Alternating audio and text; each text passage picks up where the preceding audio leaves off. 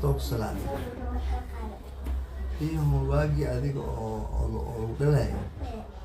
nin caar waxa cabjid oo qaali waxa burada ay soo saaray caanaas naan allah hore ka kulan wacan daawadayaal halkani waa Cabdullaahi Yaro official muuqaal cusub ayaan idin wada fadlan channelka haddii aad ku cusub tahay subscribe noo dhe like na saar siina share kare aanu ku bilowno tan iyo xalay ilaa isaake waxa baadi goob xoogan loogu jiray fanaanka Ile Cabdullaahi Nuune Ile Yare kaasi oo uu ku soo qoray page-kiisa in ilmihiisa uu Ilaahay ku ogyahay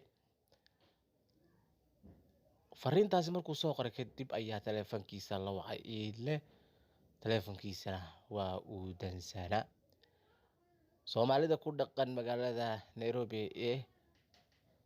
dalka Kenya gaar ahaan xaafadda Isdii ayaa waxa markiiba is barbaryaac iyo isku buuq dhaxdooda ah baadi goob loo galay sidii Ile halka uu ku sugan yahay loo heli lahaa gurigiisa ayaa la tagay caruurtii ayaa waxay tiri aabba isbitaal baan ku ogeyn kadibna isbitaalkii baa la soo aaday Ile oo faleebooyin fara badan ay ku socdaan oo hadalkana loo diiday ayay dul yimaadeen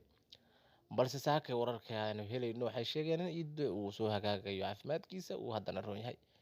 dhibaatada ugu baahnay Ile haysata ayaa ah caafimaad dhanka madaxa ah taasi oo bura halisteeda wadatay ku taal Ilaahay aanu barino fanaanka Ile Yare oo in muddo ahba caafimaad daradiisa ay soo jiitamisay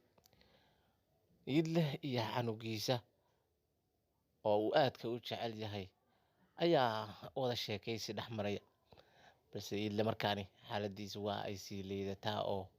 waa ay sii hooseysaa balse ummadda Soomaaliyeed meel walba joogan waxaa laga codsanayaa in ay Ilaahay u baryaan caafimaad taam ah si uu siiyo waa aabaha kaliya ee caruurtiisa korsada